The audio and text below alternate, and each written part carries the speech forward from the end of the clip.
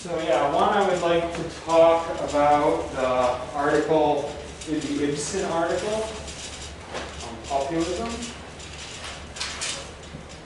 titled The Populist Conjuncture.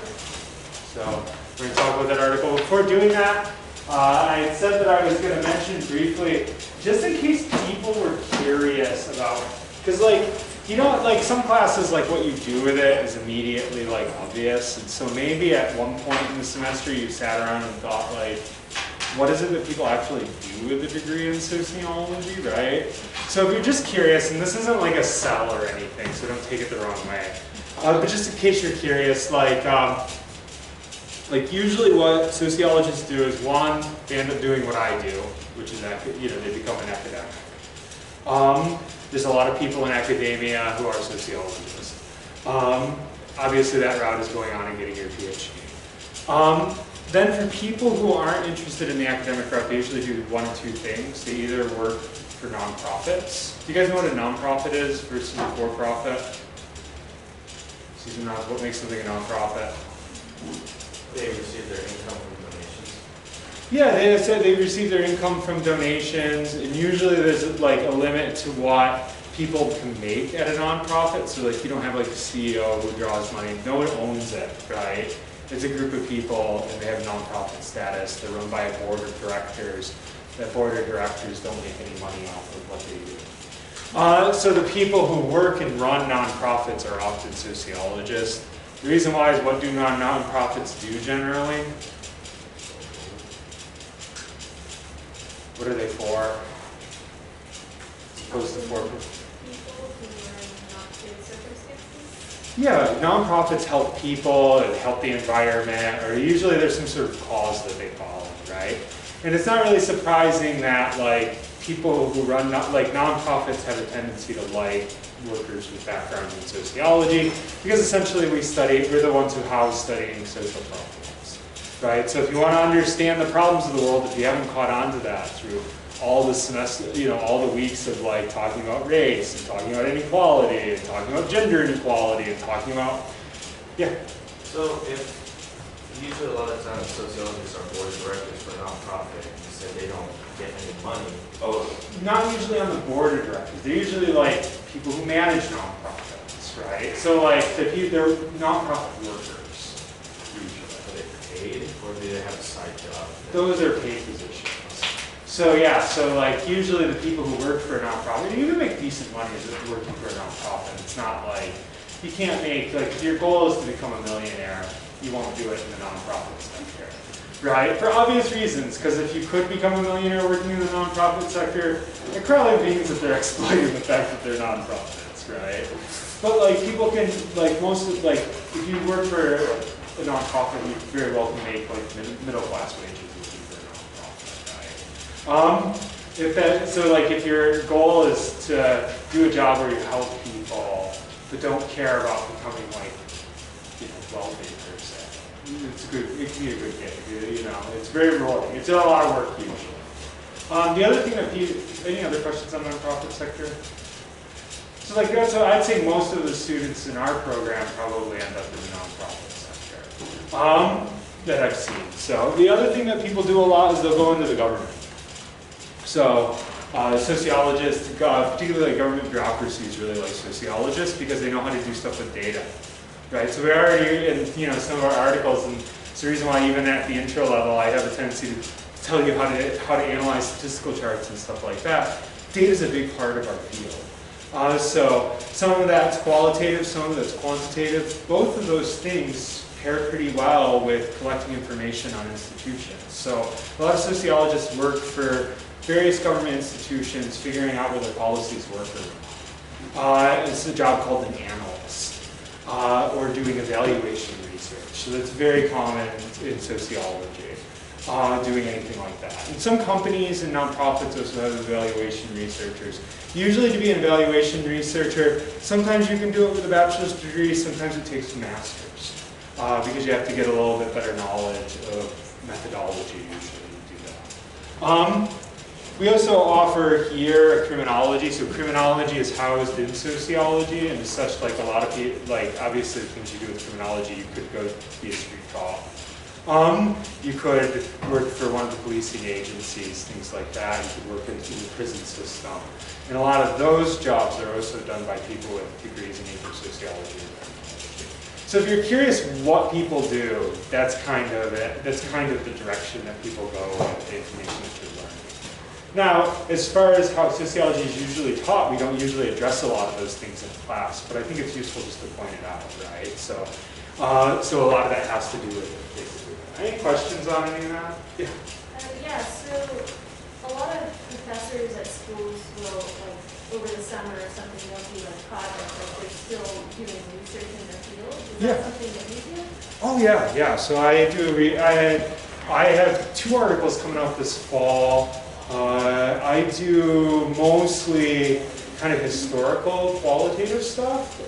So that's a lot of like analyzing documents. I use sociological methods to do it. I also do a lot of stuff with art, so sociology of culture. So like one of my articles coming out this semester is an article on a rap group called the Ontvert, which is a South African rap group, particularly on the imagery in their music videos. I have another article coming out which is about analyzing newspapers produced by a utopian colony in the 19th century. Currently my research is I'm just finishing up some projects on how scientists talk about extraterrestrials, and how that's connected with how people talk about race. So I'm kind of finishing up a project on that. I have a student who, so if any of you are interested, even if you're not interested in majoring in sociology, but particularly if you're in like the humanities and social sciences and you ever want to do research with me, let me know, because I actually will include people in my research, even students that aren't majors. If you're interested in doing a Discovery Day project that's sociological, I'm happy to do that as well. Are you like, do you just write these articles just because, or is like somebody asking you to write these articles and so you do, or write these articles for a firm or something? Oh yeah, so it's kind of flipped. If you're an academic, getting paid is really bad when you're writing. So basically, like if I get paid to write, it's not very prestigious and it doesn't look very good for things like my tenure. If I don't get paid, it looks better. It just seems weird, right? But like, in fact, like all these things that we read all semester, no one got paid to write any of that. All of that was things that people wrote for free. Because it's all published as part of, yeah, I know, it seems funny, but like same with like, when you read a book and it's published by like University of Oxford Press, the author didn't see a dime for that. Because the University of Oxford Press is a nonprofit. It doesn't make any money off of what it produces. So this general rule as an academic, if you don't get paid, it's better. So yeah, I don't write for a firm. It does count towards my tenure. So like, I'm up for tenure next year, and one of the categories is like contribution to discipline. And that counts as things like going and presenting as well. Also just like, it's good because it promotes your discipline, gives other people, you're part of the conversation then. I'm pretty active in the Midwest Sociological Society, so like, I go to the conference and I give talks and stuff like that as well, so. But that's just kind of like, I kind of view it like, if you're like an art professor, and you taught painting, but you never painted anymore, it'd be kind of lame, right?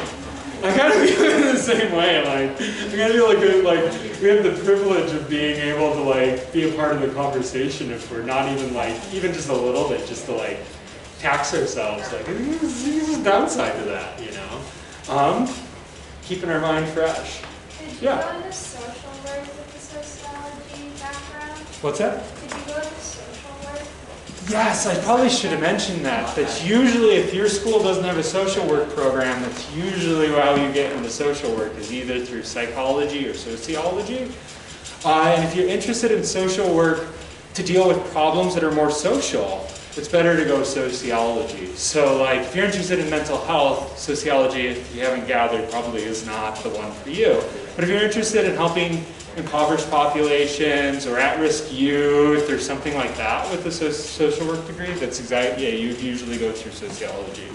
And I have had, not here so far, but at the last place I taught, I had 2 students that became social workers after. But social work also takes another degree. So like you gotta go get your master's to be a social worker, you gotta get your MSW. But yeah, those are sort of like mostly the disciplines that they pull from for an MSW. So. Any other questions? Well, cool. Once again, that was not a sell, so don't take it that way.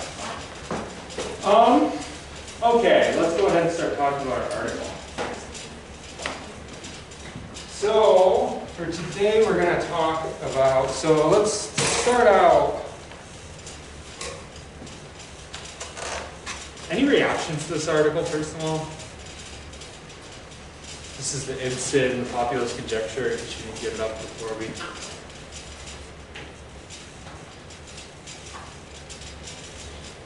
So, if not, like, probably a good place to start is, did anybody catch what populism is? Get us rolling. I didn't catch it, but I looked it up because I didn't know what it meant. And so, yeah, it just means it's kind of like a political movement / strategy. When you say you're for the common people and you're not like the other politicians and you're going to change things and you're representing people kind of deal. Yeah, so I guess if you're thinking of it on the candidate end, that would definitely be populism. What were you going to say? I also looked it up. It just says a political approach that appeals to ordinary people who feel their concerns are disregarded by elite groups. Okay, yeah, and that's actually, that one's very similar to the one in our text, right? Anyone else want to weigh in on populism? First of all, because like on the surface, like you read the definition and it sounds kind of nice, right? Everyday man, like. But what's weird is generally speaking, like populism is a scare word.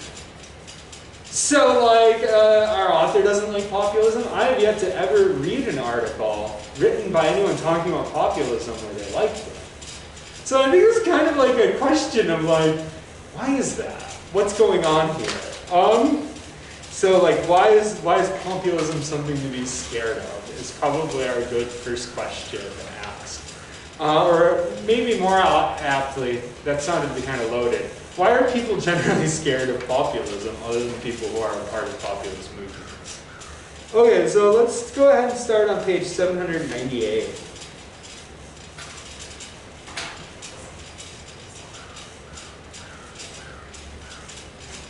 So, on 798, there's a box quote. They're stealing a definition from somebody else's work. You see where I'm looking at? Anybody want to read the box quote?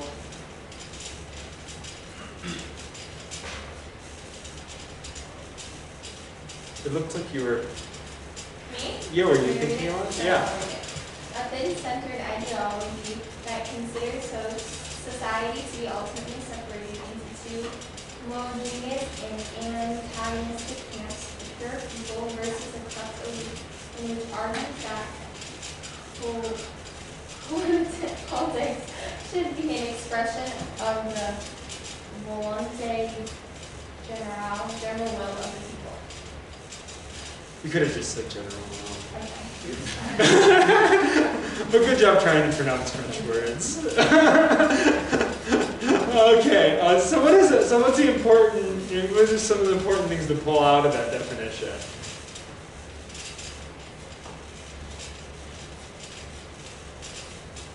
How it talks about the two groups, pure people and corrupt elites. Yeah, so populism views the world as pure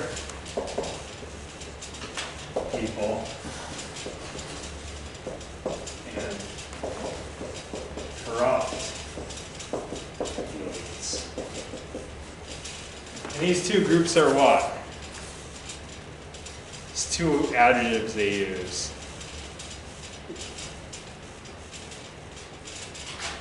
Homogeneous and antagonistic. Yeah. What does it mean to be homogeneous? Same over Yep, so all of the common people have the exact same opinions in populism, and all of the corrupt elites have the exact same opinion. And these opinions are diametrically opposed to one another. They're opposites. So that's a pretty binary world, right? That you're looking at there. So that's one of the things to take note of. What idea, did anybody catch in this? Is if you look down into this is where it gets into what's being meant by this thinly centered ideology comment at the front of it. In the paragraph below where they explain the quote, you guys see that?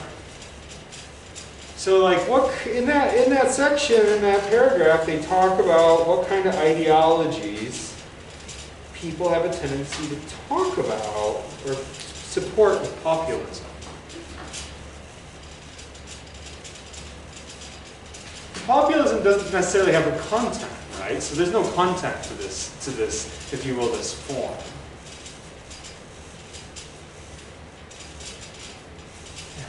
So by thin centered, I think they mean it kind of shifts around based on what the people's main ideology is. So if they're very conservative, then populism means something different than if they're very liberal. Maybe. Anyone else want to try? This is where it talks about the host ideology thing. What does it mean to say you have a host ideology? What do we use the word host for?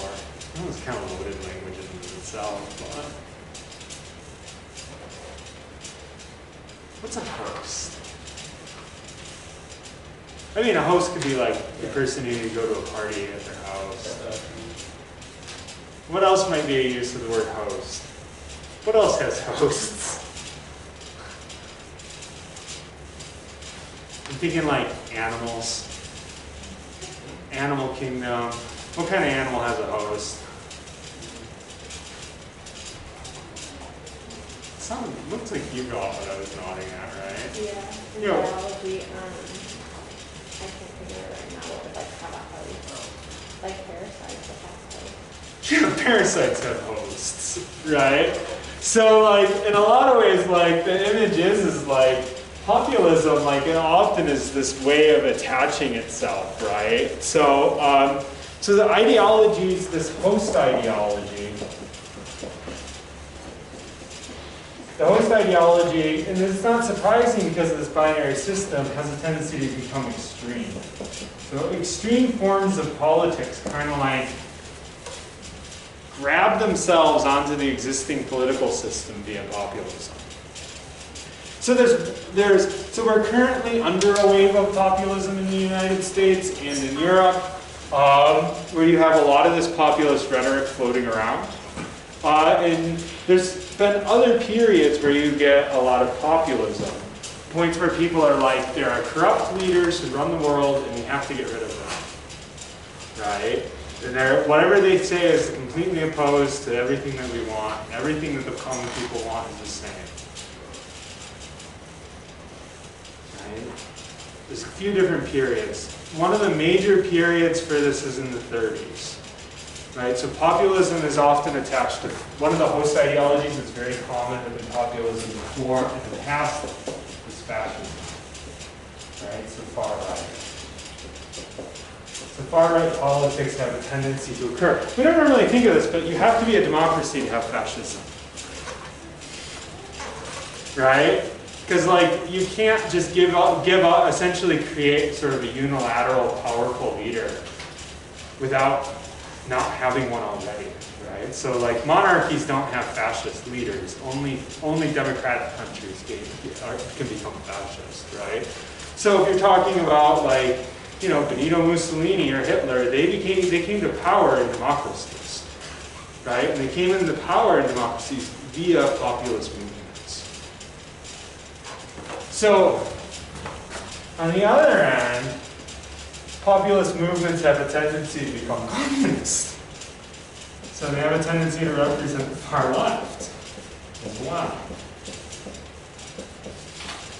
So, most communist countries in the world have came into power also via a populist movement in an existing democracy. And so it's kind of like this rhetoric becomes really dangerous. This whole literature is kind of tied in. Have you ever heard the term majority tyranny before? This is a very old literature.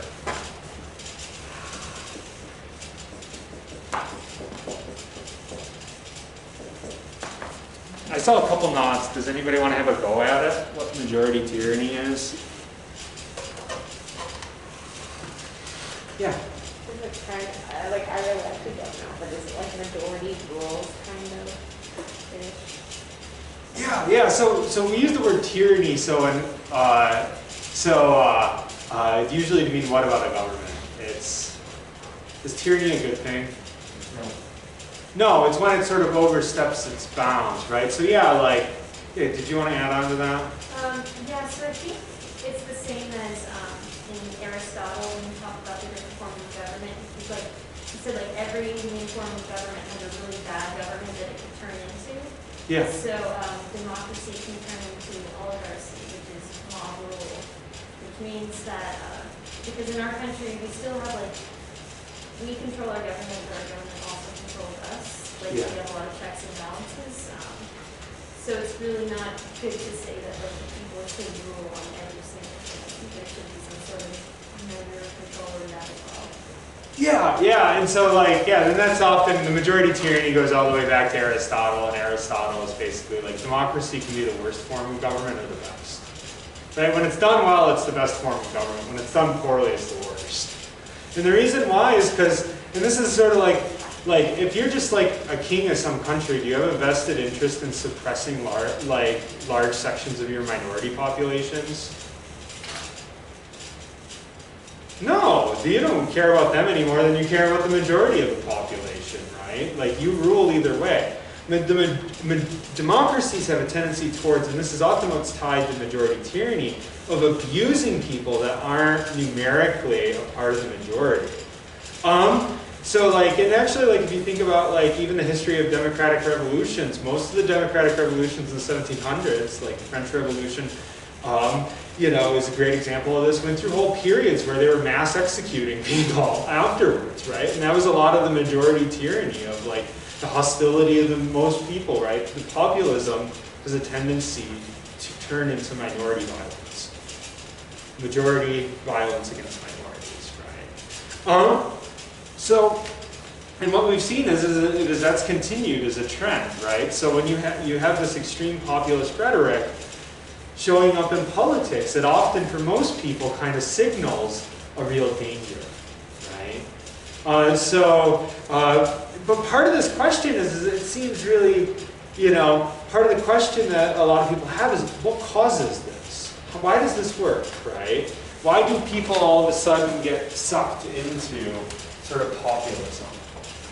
Why do they get sucked into populist rhetoric? What's the origin? And so our author's looking to make a contribution to that literature via the theories of somebody named Jürgen Habermas. Jürgen Habermas does not talk about populism. That's not his shtick, right? But our author thinks that specifically one part of the theory of Habermas, something called legitimation crisis, might be able to explain why, particularly in the last 10 years, we've had a sudden uptick in populism worldwide. Because like in a lot of ways, because of populism, our government, the world is becoming a little more dangerous. And so the question is like, what's causing that? How can we understand this current wave of populism? Because it almost doesn't seem like it should be happening, right? Things aren't wholesale getting worse. There's not more corruption in the government than there was 10 years ago, right? But all of a sudden, starting about 10 years ago, huge uptick in populism. Populism is more popular than it's been probably since the 1930s worldwide. Where we want to undo all the checks on the government, particularly checks between branches of government, particularly checks with branches of government where they're more proportional right? Than strictly like democratic representation, right? Where it's like you vote and it's more like pure democracy for your leader. We could also talk about the fact that democracy has been waning since the 60s in the United States, as in like the presidency gets more and more powerful and the other branches of government become weaker and weaker. Going back to Nixon, but all these sort of things has been ramped up recently, I guess is the point. Okay, so let's get into Habermas. Let's get into Habermas. Let's head to page 800.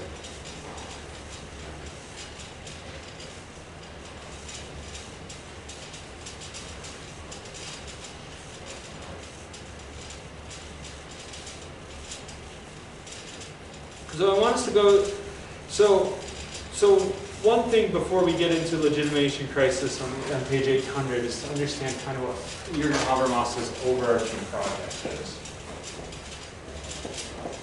So his overarching project is that he's an attempt to revamp Marxism.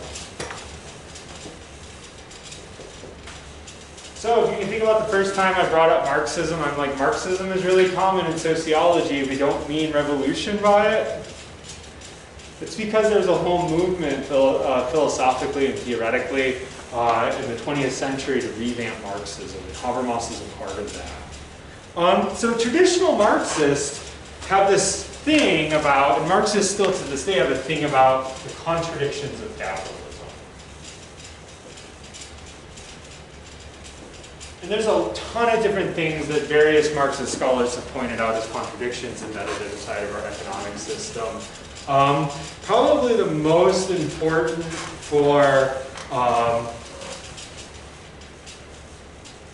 Marx himself is this, Marx was very famous for saying like that capitalism was the best and worst thing that's happened to humanity, which is like a wonderfully ironic statement, right?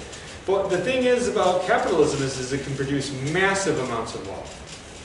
It's a machine for producing wealth. It's also a machine for producing things.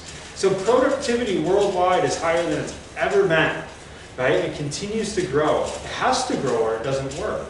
They look at contradictions of what? Capitalism. Yeah, so like with capitalism, it's a growth economy. It has to grow. It can't do anything but, right? If it ceases to grow, it collapses. Right? So there's two things that happen as a result of that. One, it produces massive amounts of wealth, but then it also has a tendency to produce periodic moments of collapse where the economy collapses, which we've experienced one of these in our lifetime, which we've talked about quite a bit, which is 2008, the economic crisis of 2008, right?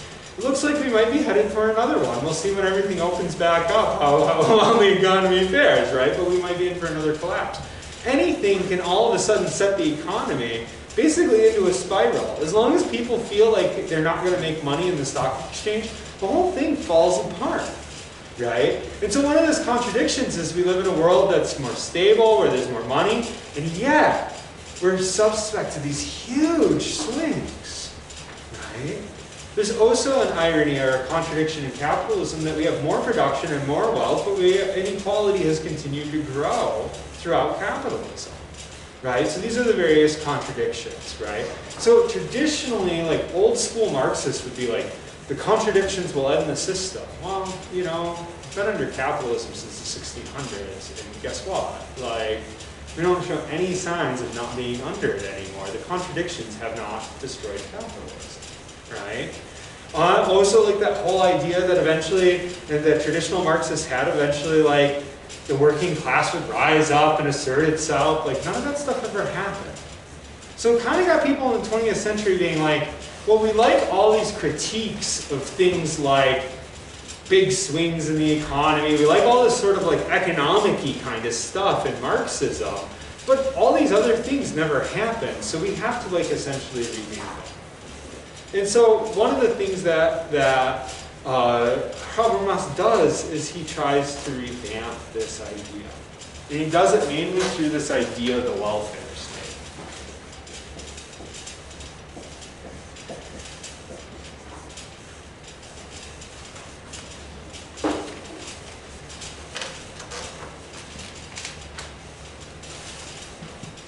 Has anyone ever heard the term welfare state before?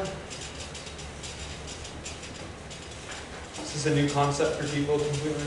What do we associate with the idea of welfare?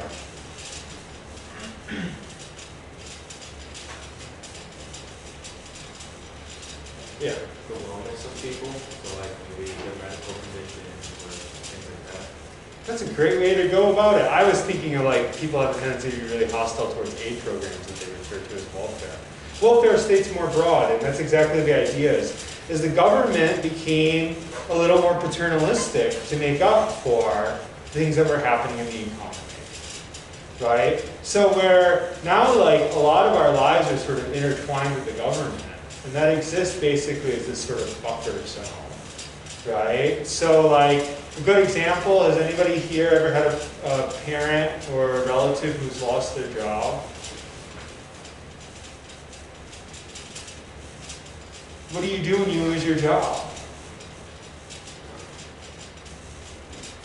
File for unemployment. You file for unemployment. You've been paying unemployment. You know, you can, like every time you work, you pay unemployment insurance, right? Essentially, that's kind of like rolling the dice. Like if I suddenly lose my job, I can draw that unemployment from the government, right?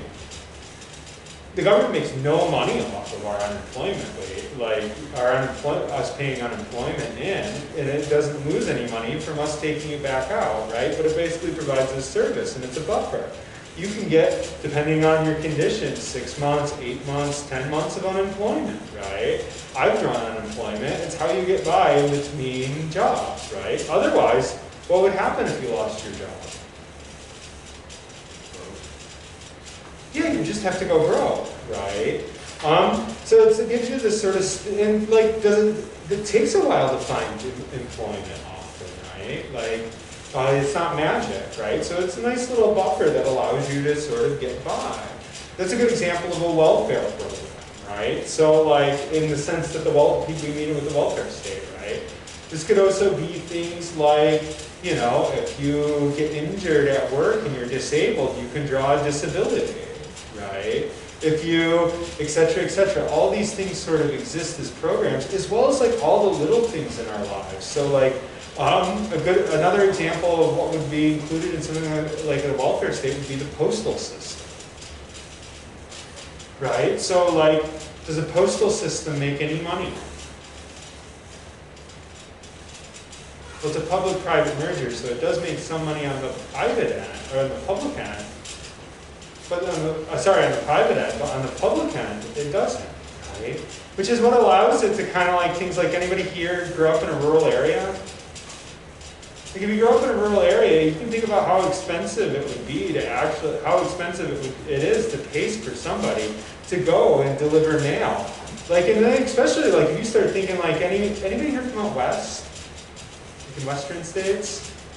From Colorado, right? Arizona.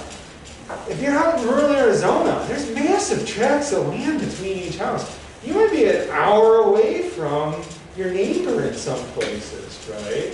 Like, or at least from a town. What's that? Depending upon where you are, but yeah, there's some places, especially a little more east in the valley, that are just so spaced out.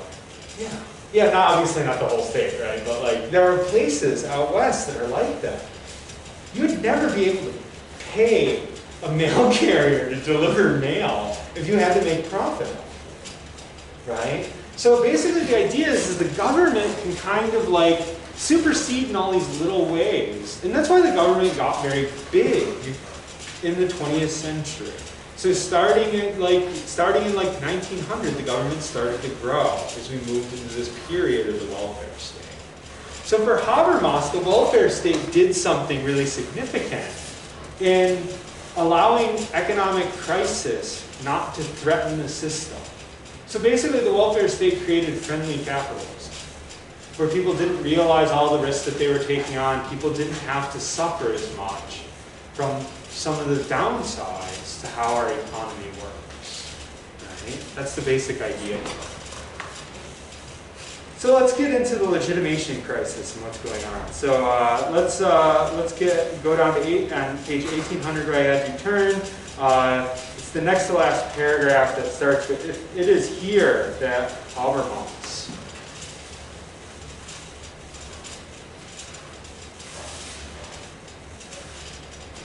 If somebody wants 3, just start going.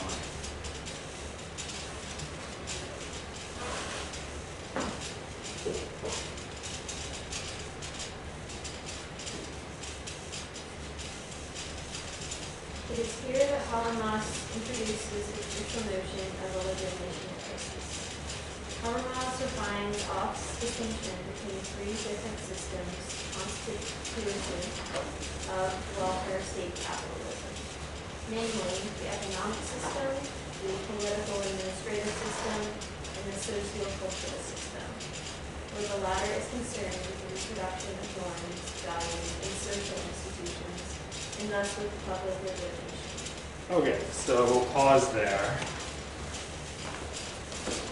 So what are the three parts of welfare state capitalism according to Habermas? By the way, Habermas's whole shtick is he draws out, like, so he loves drawing these, like, basically boxes where he tries to figure out how systems interrelate with one another. So what are the 3 systems involved here?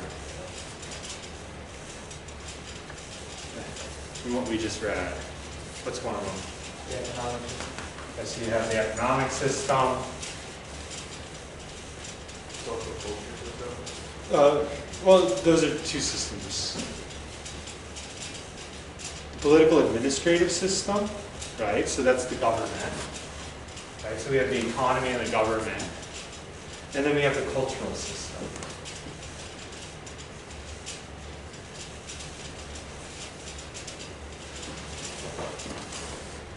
And so what does the cultural system do?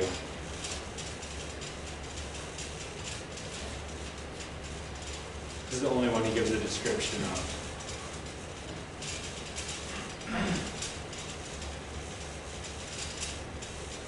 He lists 3 things that it does.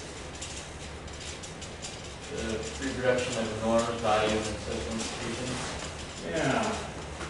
So culture for him is norms. Those are the rules we talked about early on. We talked about values and institutions. So this would be like, i.e., next to each family would be like a cultural institution, religious institution, so on and so forth. So because of the cultural system, what does it do for the rest of the system? There's a word in there, which is that what? So he says the norms, values, and social institutions. Right? So the latter is concerned with that, and thus with public legitimation. So basically the job of the cultural system is that it legitimates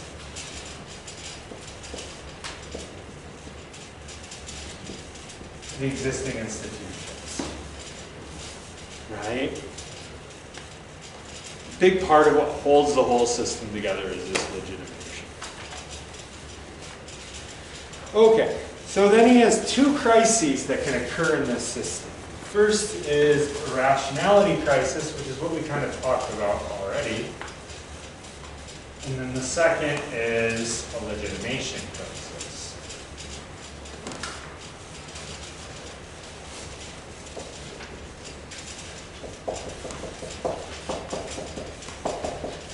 Okay, so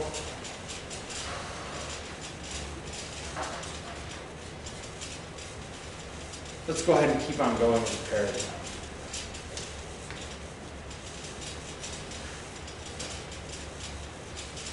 Maybe we can get a different volunteer this time.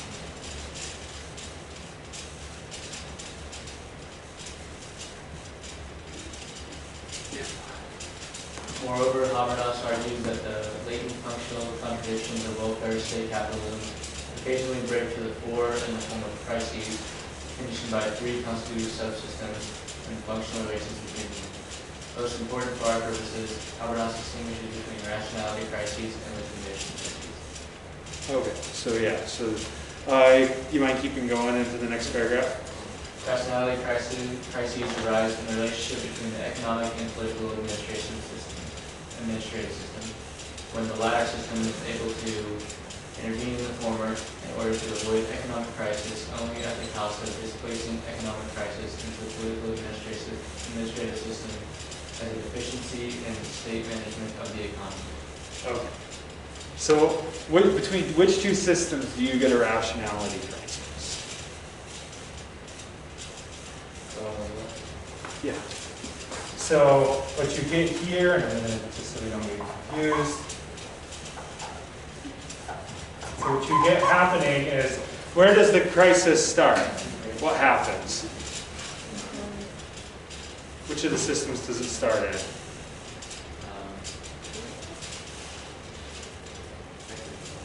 Starts in the economic system. So this is, by an economic crisis, what's an economic crisis? Yeah, something like the stock market crashing. So there's an economic crisis, and what a rationality crisis is it essentially is this process by which you can divert that stock market crisis into the political economic system. So if you think about a good example of a rationality crisis, would be something like the New Deal, right? So you have the stock market crash in the 1930s, right? What happened? Or 1929? What's that? The Great Depression happens. How does the government avert the impact of the Great Depression?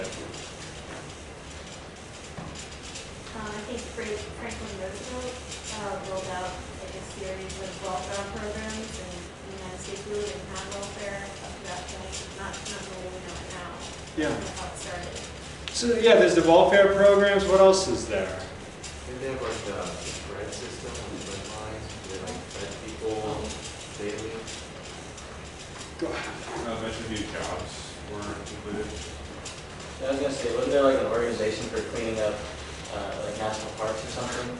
Yeah, the government spent a bunch of money to essentially put people to work, right? So what happened is the economic crisis got absorbed into the political system. This is a whole part of, and our author in this article uses the term Keynesianism a lot, but doesn't explain what it is. Keynesianism, named after Maynard Keynes, is basically this way of using the government to absorb economic problems. So Keynesianism was this process by which the government was supposed to, during a depression, reduce taxes and increase spending, and then during times of economic prosperity, flip it, decrease spending and increase taxes. Right? So this allowed the government basically to kind of serve as this like bubble, was the whole idea of Keynesianism. Right? So this would be an example of a rationality crisis. Okay, so the next one is the legitimation crisis.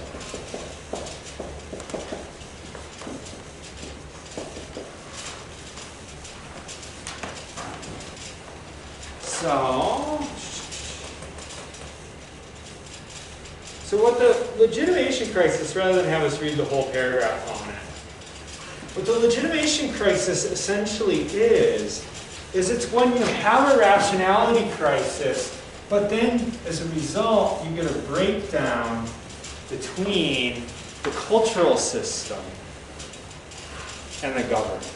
So it's when rationality crises go on long enough or have enough problems to create basically this tension between the cultural system, viewing like the political system is not actually doing its job.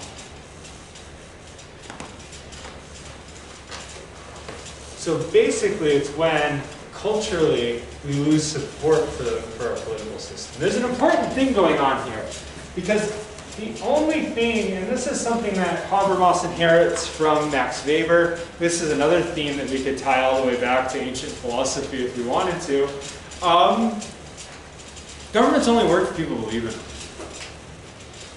Right? That's what the term legitimation means. So governments have to have a process of legitimation. People have to believe in them or they fall apart. Because the thing is in the end, all the government is us orienting our actions towards other people, right? So if we don't believe that it's there, it's not, right? We have to it actually has to have a system where we view the government as legitimate. So the legitimation crisis essentially is a breakdown of that process. That actually does threaten the political economic order. Does the legitimation crisis eventually, like, if it goes on too long, lead into anarchy? Is that what? I mean, it can. It can lead into major political changes, yeah. So basically, yeah, so the idea is, and so we'll pick up at the end of this article, and we'll get through the other one as well, on Friday. So we'll pick up and we'll get the last half of this, so. Any questions before we go? I know you guys are rounding the band on your term papers.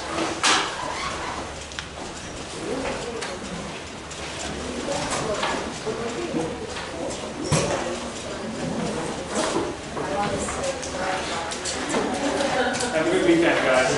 Or not weekend, have a good 2 days.